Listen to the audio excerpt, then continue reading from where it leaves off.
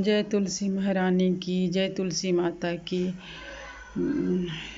आज देवउठान एकादशी है। आज तुलसी विवाह भी है। जो भी माताएं बहनें अपने घर में तुलसी विवाह कराते हैं, आज के दिन देवउठान एकादशी के दिन उसके घर में सुख संपत्ति की कमी नहीं होती है। कुमारी कन्याओं का विवाह होता है और संतान जिस पति पत्नी को संतान नहीं है उसे संतान प्राप्ति होती है। सुख शांति समृद्धि बनी रहती है। इसीलिए देवउठान एकादशी के दिन तुलसी विवाह जरूर कराना चाहिए। मैंने ये साधारण सी पूजा की है। ज़रूरी नहीं है आप बहुत सामग्री से ही पूजा हो। घर में साधारण सी कम सामग्री में भी अच्छा पूजा होता है। कल हम बाजार गए और सारा सामान लाए हैं। इसमें विष्णु भगवान कार्तिक मास में जो फल होता है वही फल चढ़ता है विष्णु भगवान को, जैसे कि कांदा, सिंघारा, ये सब आपको मालूम ही होगा, यही फल चढ़ता है। और विष्णु भगवान को सरल पूजा विधि में आपको आज बताती हूँ। वीडियो अगर पसंद आए तो लाइक शेयर करिएगा दोस्त, और कमेंट में जो भी कमी हो बताइएगा। तुलसी विवाह देखिए कैसे कराते हैं। साधारण से तुलसी विवाह कम सामान में अच्छी पूजा होता है। जैसे कि कल मैंने पीला कपड़ा एक चौक बनाइए।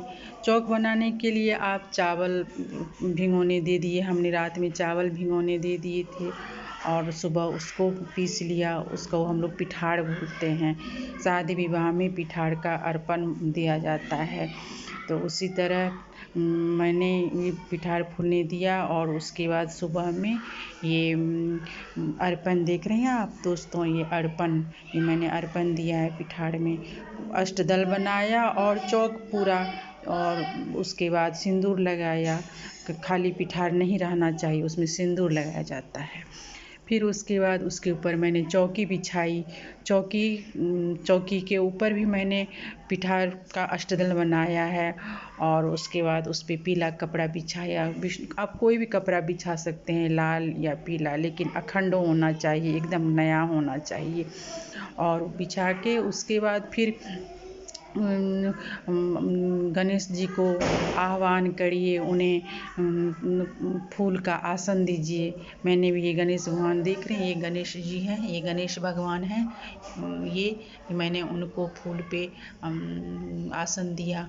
और उसके बाद विष्णु भगवान, अगर आपके घर में विष्णु भगवान की मूर्ति नहीं है तो अगर लड्डू गोपाल है तो उसको भी आप रख सकते हैं। और शंख हो तो शंख रखिए। और तुलसी माता को भी मैंने अर्पण पिठार दिया और उस तुलसी माता को चुनरी पहना के उसमें सिंदूर लगाया। फिर उसको श्रृंगार का सामान मिलता है बाज़ार में पैकेट, वो आप चढ़ा सकते हैं श्रृंगार का सामान। फिर मैंने ये कांदा देख रहे हैं, कांदा चढ़ाया। उस पर तुलसी का पत्ता का, बिना तुलसी के पत्ते का तो विष्णु भगवान को भोग नहीं लगता है। चाहे 56 प्रकार बना लीजिए और तुलसी का भोग नहीं लगाइए तो कुछ भी नहीं, वो विष्णु भगवान ग्रहण करेंगे ही नहीं। इसलिए मैंने तुलसी के पत्ते, ये शकरकंद, इसको हम लोग शकरकंद बोलते हैं और बहुत से लोग कांदा बोलते हैं। तो ये ऋतु फल है, कार्तिक का ऋतु फल। गणेश जी को मैंने आसन दिया, जनेऊ पहनाया, कपड़ा दिया। उसके बाद एक शंख चढ़ाया, शंख का मैंने पूजा किया।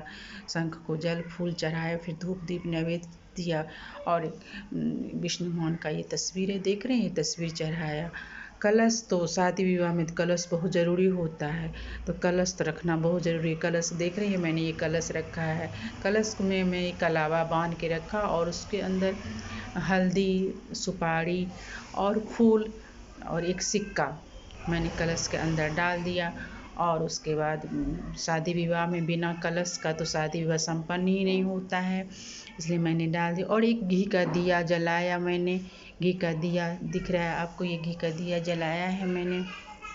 फिर उसके बाद श्रृंगार का सामान चढ़ाया। फिर ये माला गेट जोड़ना होता है विवाह में। तो विष्णु भगवान को तुलसी माता से गेट जोड़ा है मैंने। ये देख रहे हैं, ये कलावा है। इस कलावे से मैंने विष्णु भगवान और तुलसी माता को गेट जोड़ा है। फिर उसके बाद जयमाला किया है। जयमाला कुछ नहीं, 2 माला पीला माला ले आई मैं बाज़ार से, और विष्णु भगवान को छुआ के तुलसी माता को जयमाला पहनाया, और तुलसी माता को छुआ के विष्णु भगवान को जयमाला पहनाया। ये दोनों का जयमाला हो गया।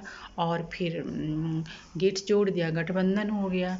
फिर और 7 फेरे, अग्नि के 7 फेरे कैसे लेंगे, तो दीपक जो मैंने जलाया उसी दीपक को विष्णु भगवान और तुलसी माता से 7 बार परिक्रमा करा दिया दीपक को।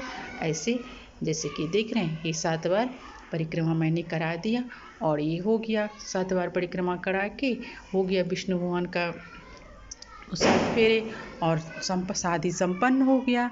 इस तरह शादी कराने से घर में देवउठान एकादशी के दिन घर में सुख शांति समृद्धि बनी रहती है, सौभाग्य बनी रहती है, लक्ष्मी की कमी नहीं होगी। इसलिए कराना चाहिए। विष्णु भगवान को आह्वान करिए, हे विष्णु भगवान आप जागिए और मेरे घर विराजिए। बस हो गया, विवाह संपन्न हो गया। फिर आप आरती, तुलसी माता का आरती कर लीजिए। आरती करने के बाद विवाह संपन्न हो गया। फिर प्रसाद के रूप में वही प्रसाद आप ग्रहण कर सकते हैं। बोलिए जय तुलसी माता की, जय विष्णु भगवान की, जय तुलसी माता। इसी तरह घर में कराइए, आपके घर में सुख शांति समृद्धि बनी रहेगी फ्रेंड। और अगर आपके घर में कुंवारी कन्या हो तो उसका विवाह जोड़ी बनाए रखेंगे विष्णु भगवान तुलसी माता। और तुलसी विवाह कराने से पति पत्नी में प्रेम बना रहता है, कभी घर में क्लेश नहीं होता है। कुंवारी कन्या विवाह हो जाता है, जिस पति पत्नी को संतान है उसे संतान सुख की प्राप्ति होती है। बोलिए विष्णु भगवान की जय। ओम नमो भगवते वासुदेवाय, ओम नमो नारायण। इसी तरह आप भी घर में पूजा कराइए। ज़्यादा खर्च नहीं होता है, साधारण सा पूजा भी कर सकते हैं आप। कम सामग्री में पूजा होता है, बस मन पवित्र होना चाहिए। बोलो विष्णु भगवान की जय, तुलसी माता की जय। आपके घर में सुख शांति समृद्धि बना रहे फ्रेंड। अगर ये मेरा वीडियो पसंद आए तो प्लीज़ लाइक करिए, शेयर करिए, सब्सक्राइब करिए। जय तुलसी माता, जय विष्णु भगवान की जय।